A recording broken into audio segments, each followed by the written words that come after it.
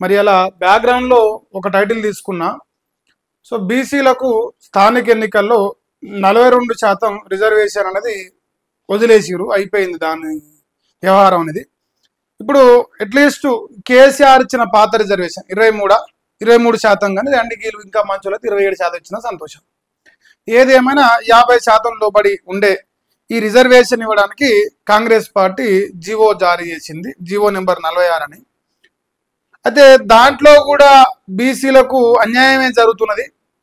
మరి అందులో కూడా అవకతవకలు ఉన్నాయి. అందులో మనకు ఏదైతే ఈ 23% కానీ లేదంటే కేసీఆర్ ఇచ్చిన పాత రిజర్వేషన్ 50% లోపని చెప్తారో అందులో బీసీలకు 20% కూడా రావడం లేదు అని చెప్పేసి అలా బీఆర్ఎస్ పార్టీ ప్రధానంగా అలిగేషన్ చేస్తున్నారు.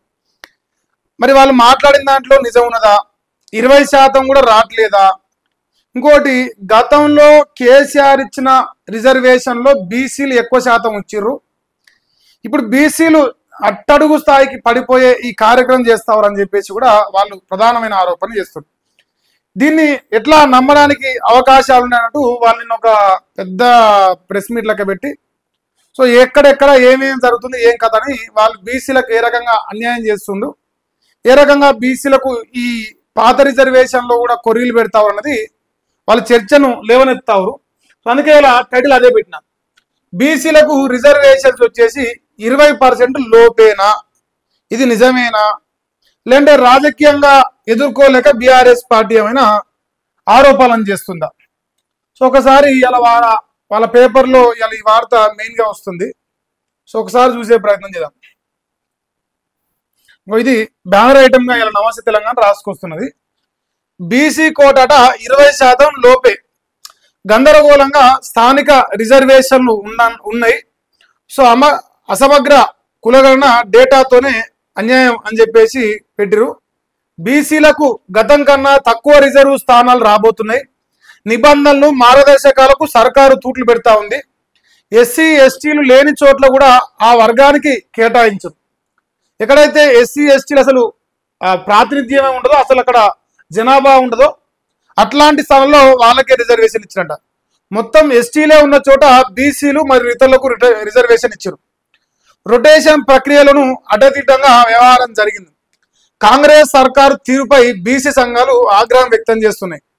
ఇక నేడు రాష్ట్ర వ్యాప్త ఆందోళనకు బీసీల పిలుపు, 30న చలో హైదరాబాద్ అని ఒక ప్రోగ్రాం తీసుకోబోతున్నారు.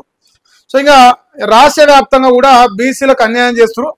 ఏదైతే వీళ్ళు కులగణన చేసిరో అది ప్రాపర్గా చేయలేదు. దాని ఆధారంగా పోతే ఎక్కడైతే బీసీలు ఉన్నారో అక్కడ బీసీలకు రిజర్వేషన్ రాలే, ఎక్కడైతే ఎస్సీ ఎస్టీలు అక్కడ వాళ్ళకి ఎస్సీ ఎస్టీలకు రాలే.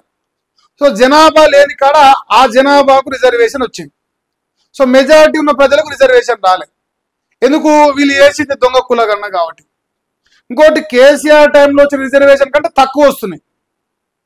కేసీఆర్ చేసిన రిజర్వేషన్ అయితే పాత రిజర్వేషన్ ఉందో దాంట్లో బీసీలకు 42% కంటే ఎక్కువ అమలైందని చెప్పేసి ఒకనాడు మన కాంగ్రెస్ పార్టీ సిద్ధపడి చెప్పింది. సో మరి అలా ఆ అంశం కూడా గుర్తు చేసుకోవాల్సిన అవసరం కనిపిస్తుంది. అంటే బీసీ రిజర్వేషన్ల పేరుతోని కులగణన చేసి ఆ కులగణను తప్పుల తడకగా చేసి ఎక్కడైతే జనాభా ఉన్నారో ఆ జనాభాకు ఆ వర్గాలకు రిజర్వేషన్ రాకుండా లేని వర్గాలకు రిజర్వేషన్ ఇస్తావు. ఇది దేశంలోనే వింత విచిత్రం అని చెప్పేసి మరి ఒక రకంగా మనం మాట్లాడుకోవచ్చు. చాలా చండాలమైన ముచ్చట ఇది ఒక రకంగా చెప్పాలంటే.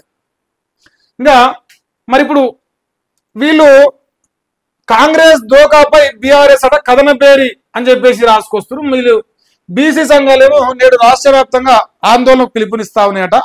మరి 30వ తారీఖు నాడు చలో హైదరాబాద్ అంటారు. ఇవాళ 25 ఇంకా 5 రోజులు ఉన్నది.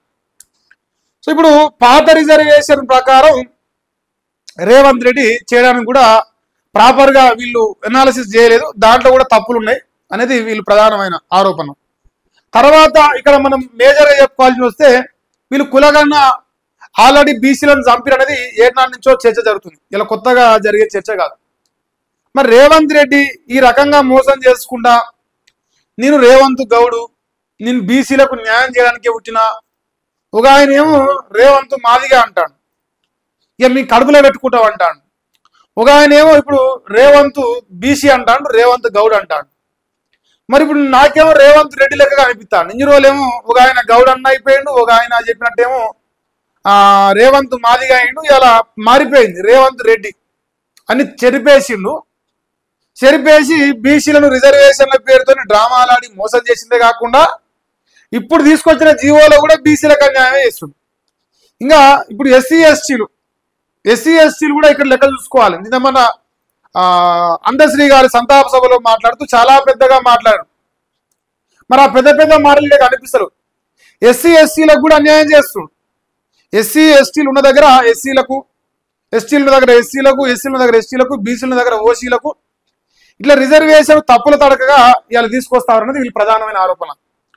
సో ఈ ప్రకారం చూసుకుంటే బీసీలకు 20% కూడా న్యాయంగా రావట్లేదు. వీళ్ళు ఇస్తున్న పాత రిజర్వేషన్ కూడా అమలు కావట్లేదు అనేది బీఆర్ఎస్ పార్టీ ప్రధానమైన ఆరోపణ. దీనికి వాళ్ళు రాష్ట్ర వ్యాప్తంగా మరి ఆందోళనకు సిద్ధం కావడానికి అవకాశాలు కనిపిస్తున్నాయి. ఇక ప్రజాక్షేత్రంలో ఎండగడతారట. కామారెడ్డి డిక్లరేషన్ ఒక బూటకం అయిపోయింది. ఇక నేను వేసుకొస్తాను రోజు. అందుకే బీసీలకు కామారెడ్డి డిక్లరేషన్ ఇస్తామని చెప్పేసి కాంగ్రెస్ పార్టీ మోసం చేసింది. అది కళ్ళగట్టినట్టుగా కనిపిస్తా ఉంది నేటికి కూడా. ఇక అభయహస్తం మేనిఫెస్టో నాటకం అయిపోయింది. కాంట్రాక్టుల్లో బీసీల వాటా వస్తలేదు. బడ్జెట్లో 20,000 కోట్లు ఇవ్వలేదు. బీసీ కోటాపై రాహుల్కు చిత్తశుద్ధి లేదు. బీజేపీతో బీసీలకు ఒరిగింది ఏమీ లేదు. బీఆర్ఎస్ వర్కింగ్ ప్రెసిడెంట్ కేటీఆర్ మాట్లాడిండు. కోటా ఇస్తామని చెప్పి బీసీలకు నట్టేట ముంచిండ్రని చెప్పేసి మాజీ మంత్రి హరీష్ రావు మాట్లాడారు.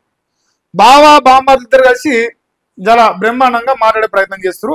బీసీలను తమ వైపు తిప్పుకునే ప్రయత్నం చేస్తారు వెలమ దొరలు. ఇది మనం ఓపెన్ గా చెప్పుకోవాలి. వెలమ దొరలు బీసీలను తమ వైపు తిప్పుకునే ప్రయత్నంలో చాలా బిజీగా ఉన్నారు. మరి బీసీ సమాజం కూడా గమనించాలి.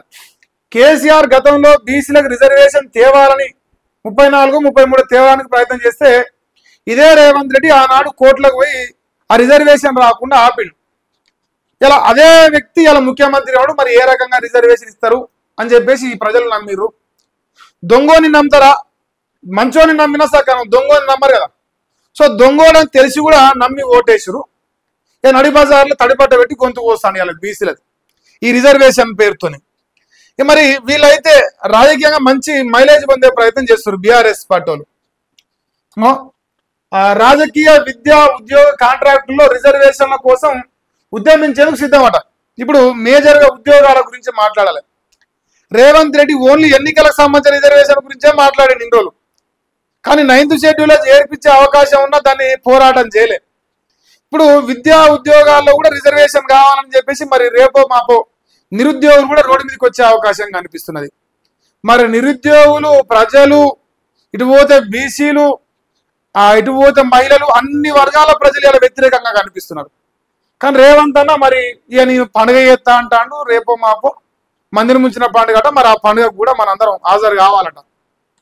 ఇక రేవంత్ రెడ్డి గారిని బీఆర్ఎస్ పార్టీ ఇంకో ఇట్లా మంచి సమావేశాలు పెట్టుకొని ఎట్లా పోదాం, ఎట్లా చేద్దాం, ఎట్లా ఎదుర్కొందాం, ఏ రకంగా దెబ్బ కొడదాం అనేది వాళ్ళు పకడ్బందీ ప్రణాళిక వేసుకుంటారు. ఇప్పుడు కాంగ్రెస్ పార్టీ డిఫెన్స్ లో పడిపోయినట్టుగా గమనించవచ్చు ఈ సందర్భంగా చెప్పాలి. ఎందుకంటే ఇప్పుడు ఈ తీసుకొచ్చే రిజర్వేషన్ లో జరిగింది కదా. ఇప్పుడు గ్రామాలలో నాకు తెలిసిన వాళ్ళు 3-4 చెప్తావు, అరే భయ్ మనం 90% బీసీ, ఎస్సీ, ఎస్సీల కాడ ఓసీలకు వచ్చింది, 10% కూడా 5% కూడా ఎస్సీల దగ్గర ఎస్టీలకు వచ్చింది. ఇప్పుడు లంబాడి గ్రామాలలో, తాండాలలో ఇప్పుడు ఎస్సీ రిజర్వేషన్ వచ్చింది. ఆ తాండాలో 90% ఎస్టీలే ఉంటారు. మరి ఎట్లా ఎస్సీ రిజర్వేషన్ వచ్చింది అంటే అన్న చేత కానీ కులగానే చేసినమాట. దానివల్ల ఇవన్నీ లంగా పనులు జరుగుతూ ఉన్నాయి. ఇక మరి ప్రజలు డిసైడ్ చేసుకోవాలి. నేడే రేపు పంచాయతీ షెడ్యూల్ కూడా రాబోతుంది. ఈసీకి వివరాలు ఇచ్చిన రాష్ట్ర ప్రభుత్వం. నేడు హైకోర్టులో కొనసాగుతున్న విచారణ. నిన్న వాయిదా పడింది, ఈ రోజు విచారణ ఉన్నది. నిన్న ఆయన జడ్జి గారు రానట్టున్నది. ఇక మరి రాజకీయంగా రేవంత్ రెడ్డి గారు దీన్ని ఎదుర్కోవడానికి ఇంకేమేం ప్రణాళికలు వేస్తాడో తెలియదు. ఈయన కూడా అదే రాసిండు. బీసీలకు కాంగ్రెస్ ద్రోహం చేస్తుంది. రాహుల్ గాంధీ రిజర్వేషన్ అమలు చేశామని ప్రచారం చేస్తున్నాడు. ఆయన మోసాన్ని ఢిల్లీలో ఎండగడతాం, దేశ ప్రజల ముందు ఉంచుతాం, పార్లమెంట్లో చర్చకు లేవనెత్తాలి, కాంగ్రెస్ పార్టీని ఎక్కడికక్కడ నిలదీస్తాం. రాష్ట్రంలోని బీసీలు కేసీఆర్ వెంటే ఉన్నారు. బీసీ ప్రజాప్రతినిధులతో కేటీ రామారావు మాట్లాడినారు. ఇక్కడ మీరు అబ్జర్వ్ చేస్తే ఈ వార్త ఏ పత్రికల్లో ఉంటది, ఇక్కడ ఈ 3 పత్రికలలో. సో ఎన్నికలకు వేలాయే ఈ పత్రికల్లో ఎందుకు వస్తలేదు అనేది మీరు గమనించాలి. ఇవి ప్రశ్నించే గొంతుల ఇది ప్రజల గొంతుల లేదంటే బానిస గొంతుల? ప్రజలు డిసైడ్ చేయాలి దీన్ని. ఇగో ఇందులో కూడా లేదు, పంచాయతీకి వేలాయే అంతే. ఒక లైన్ అటు ఇటు తిప్పుతారు అంతే, సేమ్ వార్తని కంటిన్యూ చేసుకొస్తారు. ఉన్నదా? లేదు కదా. మరి ఈ రాష్ట్రంలో ఈ పేపర్లుగా వీళ్ళని జర్నలిజంగా ఎట్లా చూడాలి? ప్రజలందరూ ఒక సమస్య పైన మనం మాట్లాడుతుంటే దాంట్లో తప్పులే లేవు, బ్రహ్మాండంగా ఉంది, ఎన్నికలకు వేలయ్యింది, ఎన్నికలకు సిద్ధంగా అని ఇట్లాంటి నీచాతి నిజమైన రాతలు రాస్తావు. ఇటువంటి చండాలపు నా కొడుకులు జర్నలిజం చేసిన కాలాలు ప్రజలకు వాస్తవాలు చేరే అవకాశం లేదు. అందుకే ఈరోజు వాస్తవాలు చెప్తాను, సోషల్ మీడియా పైన జనాలు ఇలా డిపెండ్ కావాల్సి వస్తున్నారు. ఆ వార్త రాలేదు. రిజర్వేషన్, బీసీలకు అన్యాయం జరుగుతున్నది, బీసీలకు రిజర్వేషన్ పేరుతో మోసం చేస్తామన్న విషయం రాస్తలేరు, రాయరు కూడా. ఇంకా ఒక రకంగా చెప్పాలంటే